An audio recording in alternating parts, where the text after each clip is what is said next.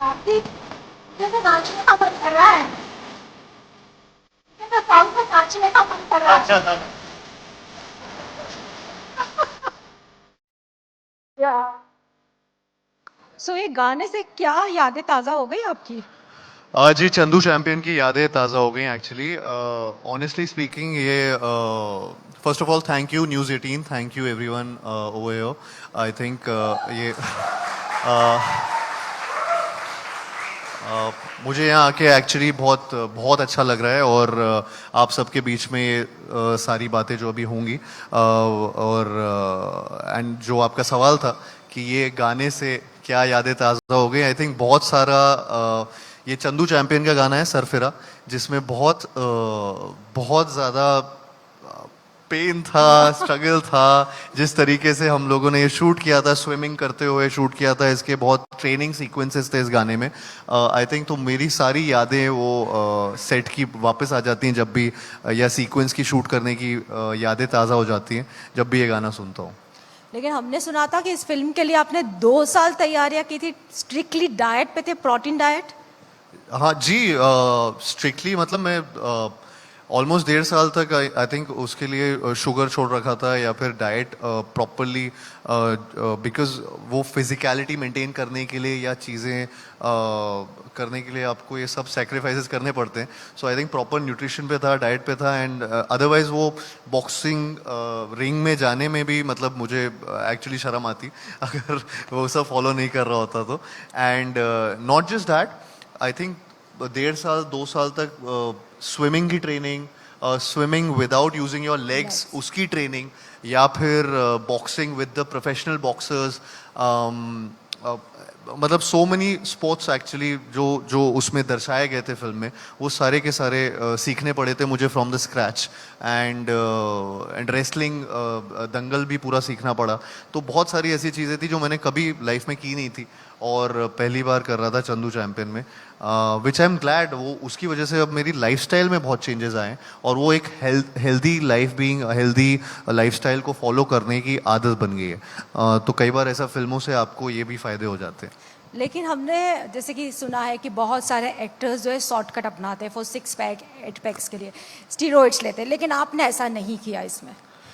I mean मेरे पास कोई मैं बहुत एक coming from a doctor's family में मुझे हाँ, इसके बारे में बहुत कुछ पता है कि क्या नेगेटिव साइड इफ़ेक्ट्स होते हैं और कितने ज़्यादा साइड इफ़ेक्ट्स होते हैं इन चीज़ों के so I was against the idea मतलब जब कबीर सर और हम लोग साजिद सर सब लोग जब मिले थे इस फिल्म के लिए तो तब पहले डिस्कशन में ये चीज़ पूरी तरह से सबने आउट कर दी थी और सीधा सीधा डिस्कस किया था कि 1 साल 1.5 साल का ये टाइम लिया जाएगा इस टाइम में मैं सिर्फ और कुछ नहीं करूँगा कोई और फिल्म नहीं करूँगा सिर्फ ट्रेनिंग करूँगा प्रॉपर सारे स्किल सेट उनकी ट्रेनिंग करूँगा मेरे प्रोफेशनल स्विमिंग ट्रेनर थे ओलंपियंस थे जो मुझे सिखा रहे थे उस टाइम बॉक्सिंग में भी मेरे ट्रेनर जो थे एकदम प्रोफेशनल बॉक्सर रह चुके हैं सो सबके सब मतलब ट्रेनर्स उनके साथ सुबह से शाम तक रात तक मेरा यही दिनचर्या रहती थी एंड आई थिंक जिस तरीके से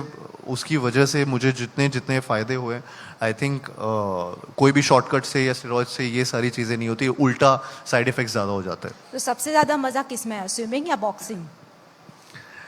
मुझे एक्चुअली में पहले बॉक्सिंग में ज़्यादा मज़ा आया लेकिन अब स्विमिंग स्विमिंग शूट करना बड़ा मुश्किल है तो उसमें मुझे मुझे हमेशा लगता था बहुत टॉर्चर होता था क्योंकि वो पानी एक्चुअली में ठंडा होता था जिसमें हम लोग शूट करते थे एंड वैसे ही वो बहुत ज़्यादा मतलब क्योंकि वो ओलंपिक स्टेडियम था या जहाँ पे हम लोग स्विमिंग करते थे तो लंदन में उसका शूट हुआ था तो वो एज इट इज़ मेरे लिए बड़ा स्केरी होता था जब मैंने फर्स्ट टाइम स्टार्ट किया था बट बिकॉज मैं सीख चुका था तब तक तो एक बार आदत लग गई थी लेकिन फिर भी वो शूट करना 8 घंटे पानी में रहना और वो सिर्फ एक लुक के लिए एंड विदाउट द शेड्स या उसमें वो गॉगल्स नहीं पहन सकते थे तो आंखों में वो क्लोरीन जाता था पूरे टाइम तो मुझे हमेशा उसके लिए अगेन ड्रॉपलेट्स डॉक्टर्स ने एडवाइस की थी कि ताकि वो क्लोरीन निकल पाए एंड वरना मेरा आईसाइट ब्लरी हो गया था पहले 3-4 दिन के लिए. सो आई थिंक वो बहुत डिफिकल्ट था swimming. So I was really happy जब बॉक्सिंग पोर्शन स्टार्ट हुआ फिल्म का, कि मुझे लगा कि मेरा एनवायरनमेंट एटलीस्ट थोड़ा फ्रेंडली है. लेकिन जो ओपोनेंट थे अगेन, उसमें ओपोनेंट सीधा मुक्के मार रहा था, तो वो थोड़ा सा और डरावना हो जाता था. But I was just, I enjoyed all the sports, but I think swimming सबसे ज़्यादा मुझे डर लगा. और सबसे ज़्यादा टफ लद्दाख में ट्रेनिंग थी क्योंकि ऑक्सीजन काफ़ी लो था वहाँ पर, और ऐसे में कश्मीर में Yeah. कश्मीर में हम लोगों ने वॉर सीक्वेंस शूट किया था, जहाँ पे I think 9,000 feet above sea level था जहाँ पे हम शूट कर रहे थे. और अगेन कबीर सर की आई थिंक आदत है कि वो ऐसे कहीं पॉइंट करते हैं और वहाँ पे कोई लोकेशन ढूंढते हैं जहाँ कोई नहीं जा सकता. तो हम लोग वहाँ पे रोज़ सुबह ट्रैकिंग करके जाते थे. इनफैक्ट 20 मिनट्स का वो सीधा सीधा ट्रैकिंग होता था, लाइट से लेकर कैमरा से लेकर अपने सारे हर चीज़. वो रोज़ सुबह वहाँ जाते थे और वो वापस लेकर आते थे. तो वो ऐसी लोकेशन थी जहाँ पे कोई रहता नहीं था, कुछ नहीं था, और पहाड़ पे सीधा ऊपर जाके उन्होंने पूरा सेट किया था. और वो 1 शॉट सीक्वेंस था जो शूट किया गया था, जिसके लिए 7 दिन या 6 दिन की रिहर्सल्स की गई थी. And there around 200 to 300 soldiers, actually actors, जिनके साथ ये प्रैक्टिस की गई थी. एंड फिर finally on the 7th day हम लोगों ने वो शूट किया. तो प्रॉपरली उसमें एक ही टेक मिल सकता था बिकॉज बहुत लंबा शॉट था. 8 मिनट का वो एक वॉर सीक्वेंस है जो इंटरवल पॉइंट है फिल्म का. एंड बट ये सारी चीज़ें बहुत एक्साइटिंग रही मेरे लिए. इनफैक्ट मैं टॉर्चरस नहीं बोलूँगा, इनको एक्साइटिंग बोलूँगा, क्योंकि हर एक्टर की लाइफ में ऐसी कोई फिल्म्स आती हैं जिनमें ये सब करने का मौका मिलता है, और वो एक फिल्म में एक ही चीज़ हो सकती है. लेकिन इस फिल्म में इतनी सारी चीज़ें, इतने सारे अलग अलग किरदार निभाने का मौका मिला मुझे एक तरीके से. So I am just lucky to have Chandu champion in my life. और आर यू एक्साइटेड अबाउट बुलबुलैया सिक्वल? अभी तो उसका ट्रेलर भी लॉन्च होने वाला है. I am very excited about Bhool Bhulaiyaa 3. अभी उसका पोस्ट प्रोडक्शन चल रहा है, फिल्म का शूट रैप हो चुका है. उसका टीज़र भी कुछ दिनों में आने वाला है. दिवाली में रिलीज़ हो रही है फिल्म. सो बस एक्साइटेड हूँ. अभी ज़्यादा बोल नहीं सकता उसके बारे में, लेकिन it's come out really well. We have all seen the film, it's ready, and या फाइनल टचेस चल रहे हैं फिल्म के. एंड कुछ ही दिनों में आप सबके सामने होगा उसका टीज़र, ट्रेलर, गाने एंड द फिल्म इवेंचुअली. लेकिन कार्तिक, प्यार का पंचनामा से चंदू चैंपियन तक की जर्नी कैसी रही आपकी? आई थिंक बहुत अच्छी जर्नी रही है. मैं बहुत लकी था कि मुझे मेरी पहली फिल्म प्यार का पंचनामा मिली. वो फिल्म आज तक मुझे बहुत लोग उसके बारे में पूछते रहते हैं, उसका मोनोलॉग. सीक्वल, वो मोनोलॉग, इनफैक्ट उस मोनोलॉग के बारे में सब पूछते रहते हैं. एंड सो आई मीन वो जर्नी जहाँ से स्टार्ट हुई थी वो बहुत ज़रूरी होता है लाइफ में कि आप कौन सी फिल्म्स कर रहे हैं या क्या चूज़ कर रहे हैं. तब मेरे पास ऑप्शन नहीं थे, तो इसलिए मैं लकी बोलता हूँ कि मेरे पास जो ऑप्शन आया वो प्यार का पंचनामा आया था. And the way love sir जिस तरीके से उन्होंने मुझे डायरेक्ट किया था उस फिल्म में, या जिस तरीके से मेरे सारे को-स्टार्स उस फिल्म में थे, I think we were all really lucky that वो फिल्म हमारी फर्स्ट फिल्म थी. और वहाँ से फिर जर्नी अगेन थोड़ी सी मतलब रोलर कोस्टर राइड रही. लेकिन सोनू के टीटू की स्वीटी वापस से मेरी लाइफ में आई, और उसने मुझे एक lifeline the. And it was kind of a relaunch for me, जिसने मुझे बहुत बहुत कुछ दिया. घर घर में वो फिल्म के बारे में उस टाइम बहुत बात हुई.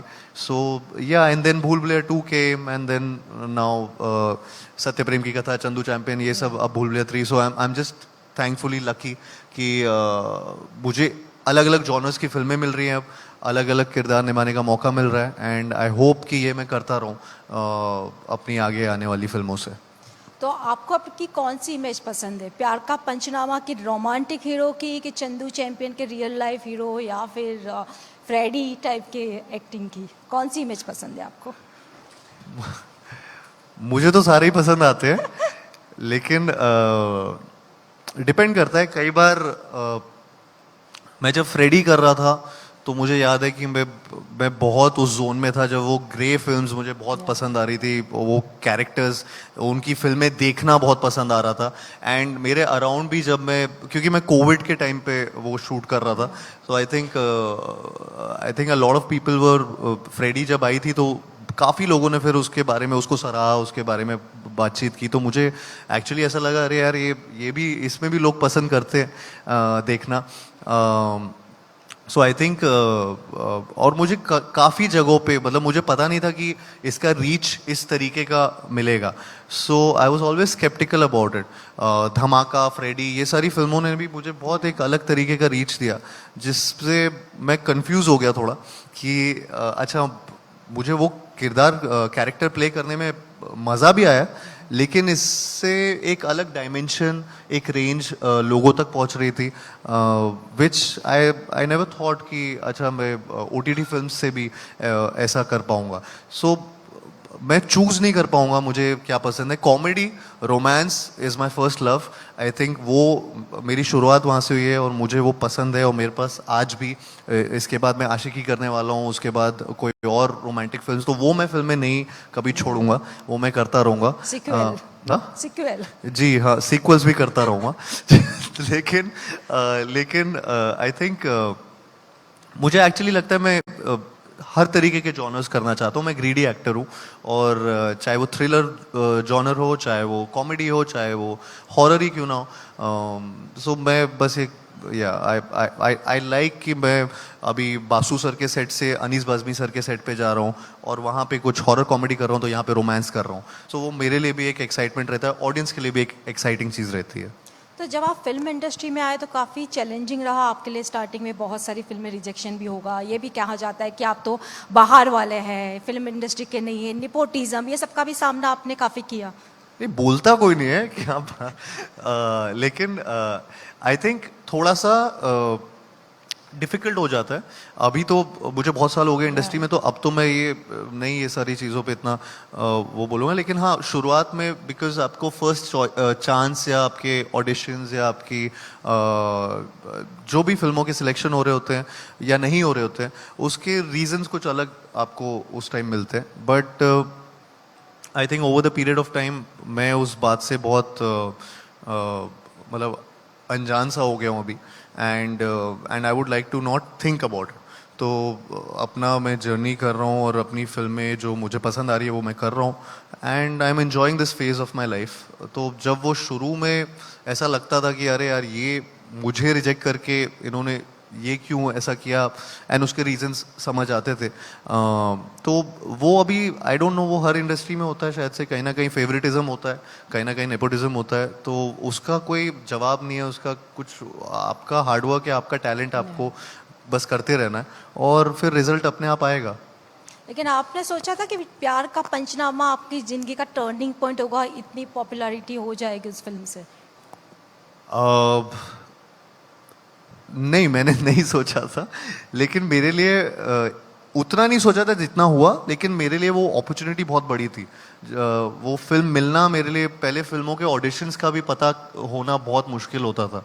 तो जब प्यार का पंचनामा, इनफैक्ट जब ऑडिशन, तो मैं क्या करता था, मैं गूगल में या फेसबुक पे टाइप करता था एक्टर्स रिक्वायर्ड, किसी को जानता नहीं था, तो मैं उससे उसके थ्रू ढूंढता था कि किसी ने वॉल पोस्ट किसी ने डाला हो जिस पे ऑडिशन के बारे में पता लग जाए, तो ऐसी ऐसी चीज़ें कुछ लिखता रहता था।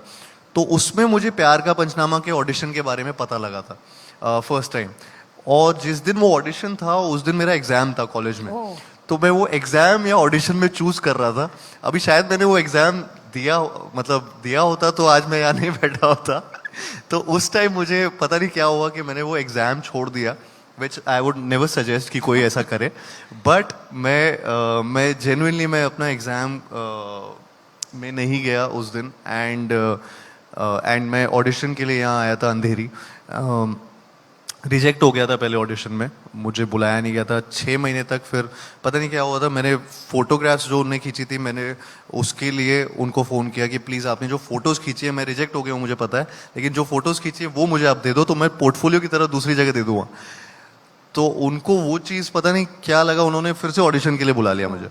सो देन वहाँ से एक और ऑडिशन दिया, फिर उनको कुछ, I think they were not finalising the guy, तो धीरे धीरे करते करते ये 6 महीने प्रोसेस चला, और वो मोनोलॉग जो था वो मेरा फाइनल ऑडिशन था, और एंड वो एक दिन पहले दिया था, जैसे आज दिया है तो कल बोला है कि कल ये परफॉर्म करना है। तो वो 5 पेज का कुछ मोनोलॉग था और मैं तो एक्साइट हो गया था वो पहले पढ़ के कि हाँ ये बड़ा फनी स्क्रिप्ट है and but it happened and finally I got my first film so या तो वैसी जर्नी रही थी प्यार का पंचनामा की या उसकी स्टार्ट। देखो कार्तिक, यहाँ बैठे हुए सब लोग जो है ना आज वो मोनोलॉग सुनना चाहते हैं, हम आपको ऐसे छोड़ने वाले नहीं हैं आज। मैं अभी मैं मोनोलॉग सुनाऊँ यहाँ पे मैं थोड़ा सा सुना देता हूँ। प्रॉब्लम ये है कि वो लड़की है और क्या प्रॉब्लम है। प्रॉब्लम ये है कि मैं चाहता हूँ मेरी लाइफ में कोई प्रॉब्लम ना हो, लेकिन अगर मेरी लाइफ में कोई प्रॉब्लम ना हो तो ये उसकी लाइफ की सबसे बड़ी प्रॉब्लम है and bullshit she is worried यार। उसे तो सेलिब्रेट करना चाहिए because isn't this exactly what she wants. Seriously यार आजकल तो जब वो मुंह खुलती है मन करता है मुंह में कुछ ठूस दूं। ट्रस्ट मी 6 महीने हो गए यार। All happy woman is a myth.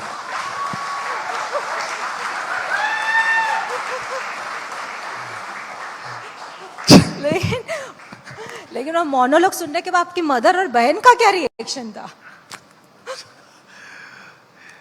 मेरी मम्मी तो हंसती रही थी, उनका रिएक्शन कुछ ऐसा खतरनाक सा नहीं आया था, बहुत लोगों के आए थे बट वो कॉमेडी समझती हैं कि वो कॉमेडी और वो हो रहा है और सेम उन्होंने पापा को ही बोला था कि मैं ऐसी नहीं हूँ। तो वो वाला सिचुएशन हुआ था मेरे घर पे भी कि जहाँ पे फिल्म देख के वो रिएक्ट ऐसे कर रहे थे और ऐसे बहुत लोगों ने रिएक्ट किया था which is the relatability of that genre of that film so yeah। लेकिन जैसे कि आपने कहा कि आपने एग्जाम नहीं दिया और ऑडिशन के लिए चले गए, तो फैमिली को जब पता लगा तो ऐसा कुछ उनको ये नहीं पता था। तो डॉक्टर फैमिली है आपकी, तो उनको ये नहीं पता था कि मैं ऑडिशन के लिए जा रहा हूँ। उनको तो पता ही बाद में चला जब मेरी AT-KT आई कि ये एग्जाम में बैठा ही नहीं था, तो वो बाद में पता लगा था। और तब भी मैंने ये नहीं बोला था कि तब मैंने कुछ और बहाना किया था कि मैं बीमार हो गया था या कुछ हो गया था, मैंने घर पे नहीं बोला था। तो that was just one exam जो मैं नहीं दे पाया था बट तब तक भी जब तक ऑडिशन क्लियर नहीं हुआ था मैंने घर पे बोला नहीं था कि मुझे एक्टर बनना है या मैं ऑडिशंस देने जाता रहता हूँ। तो उनको कुछ भी आइडिया नहीं था कि मैं मुंबई में क्या कर रहा हूँ। उनको लग रहा था मैं पढ़ाई कर रहा हूँ DY पाटिल कॉलेज में। वो भी इंजीनियरिंग कर रहे हैं आप? जी जी। और फिर मैंने कंप्लीट भी की। प्यार का पंचनामा रिलीज हो गई थी। मैं आकाशवाणी एक फिल्म है उसकी शूट कर रहा था, फिर उसके बाद मैं अपने कॉलेज के एग्जाम्स दे रहा था। तो एग्जाम्स में लोग मतलब स्टूडेंट्स मुझे पहचान रहे थे बाजू में कि ये तो फिल्में कर रहा है और तो अजीब सा सिचुएशन था जहाँ पे तो I was still finishing my degree and shooting for the films. और अभी आपसे, ग्वालियर के लड्डू आपको पसंद है कि मुंबई का वड़ा पाव? अभी आपने कंफ्यूज कर दिया, लेकिन मुझे ग्वालियर की करेला चाट, कचौड़ी, वहाँ पे बहादुरा के लड्डू बहुत फेमस है, तो वो मुझे बहुत पसंद है। और यहाँ पे ऑफ कोर्स मेरे को वड़ा पाव बहुत पसंद है, लेकिन मैं दोनों ही अभी डाइट पे हूँ तो दोनों ही नहीं खा रहा हूँ। तो कार्तिक रिलीजियस है या स्पिरिचुअल? आई थिंक मैं मिक्स हूँ दोनों चीज़ों का। रिलीजियस भी रहता हूँ, स्पिरिचुअल भी रहता हूँ। जो चीज़ वर्क कर जाती है वो शिफ्ट होता रहता हूँ। लेकिन थोड़ा थोड़ा मतलब आप कभी कभी करते हैं विश्वास, कभी कभी जब मेरी फैमिली बहुत रिलीजियस है, मम्मी पापा बहुत रिलीजियस है, तो उनकी वजह से मैं थोड़ा सा रिलीजियस रहता हूँ। बट आई थिंक स्पिरिचुअल भी हूँ। मैं दोनों चीज़ों का थोड़ा सा कॉम्बिनेशन हूँ। तो आपको, हमें पता है कि आपके पास बहुत सारी लग्जरियस गाड़ियाँ हैं, स्पोर्ट्स बाइक भी है, तो बाइक चलाना पसंद है कि गाड़ी? नहीं, बाइक चलाना तो मेरी मम्मी ने बंद कर दिया मेरा। और कार्स में मुझे पसंद है ड्राइविंग, और अभी भी मतलब मुझे बहुत ज़्यादा पसंद है ये सब चीज़ें। सो आई थिंक स्पोर्ट्स बाइक का भी बहुत शौक है, बाइक्स का इन अ वे शौक है मुझे, बट वो एकदम ही नो है मेरे घर पे अभी। तो बस बाइक्स रखी हुई है लेकिन कोई चलाता नहीं है। और कार्तिक, जाते जाते आखिरी सवाल कि आपकी खुद की फिल्म का आपका फेवरेट सॉन्ग कौन सा है? मेरी कोई भी फिल्म का ना, कोई भी फिल्म का। तेरा यारू मैं, आई थिंक मुझे लगता है वो बहुत रिलेटेबल सॉन्ग है और सबकी लाइफ में कोई ना कोई ऐसा फ्रेंड होता है, या and it's not just about friendship, it can be about anything. So I think वो तेरा यारू मैं मुझे बहुत ज़्यादा पसंद है मेरी फिल्मों में से एक गाना। लेकिन कार्तिक की पर्सनल लाइफ, खास करके आपकी गर्लफ्रेंड के बारे में कोई खबर हमारे मीडिया वालों के पास नहीं होती। कोई है गर्लफ्रेंड या नहीं है? पहले होता था कि मेरी गर्लफ्रेंड्स की खबर ही आती रहती है। अब हो रहा है कि मेरी गर्लफ्रेंड्स की कोई खबर ही नहीं आती है, तो उससे भी प्रॉब्लम है। तो मैं करूँ क्या, आप बताओ मुझे। क्योंकि आप इस वक्त बॉलीवुड के सबसे मोस्ट एलिजिबल बैचलर है। जी, तो अभी मैं तो रहने देते ना, बैचलर अच्छा है। तो वो जरूरी नहीं है कि इसके बारे में बात की जाए। आई थिंक मेरी बहुत ऐसी खबरें पहले आ चुकी है लाइफ में, तो वो एक थ्रेशोल्ड हो चुका है, उनसे अभी मैं बचता रहता हूँ कि ऐसी खबरें ना आए। And I am really happy जिस तरीके से आजकल मेरा जो भी बातचीत मीडिया में होता है, कहीं पे होता है, it's all about my work and it should be like that. बाकी ये सब चीज़ों में आई थिंक वैसे भी टाइम नहीं मिल पा रहा है। आई थिंक चंदू चैंपियन ने और ये अगली फिल्म में जो भी मैं कर रहा हूँ भूल भुलैया ने मुझे इतना इंग्रॉस कर लिया है कि कुछ और लाइफ रही नहीं है मेरी। चलिए कार्तिक, अभी हम आपसे मिलेंगे बुल भुलैया के सिक्वल के टाइम पे। Thank you for thank you so much. और इस चैंपियन चर्चा के लिए बहुत बहुत शुक्रिया आप दोनों का। मंच पर मैं मितुल संघानी जी को बुलाना चाहूँगी। आप CEO इंडियन लैंग्वेज हैं। मैं चाहूँगी कि आप कार्तिक जी को धन्यवाद दें। यहाँ पर जोरदार तालियां बजाइए, क्योंकि एक चैंपियन चर्चा हुई है बॉलीवुड के चैंपियन के साथ में।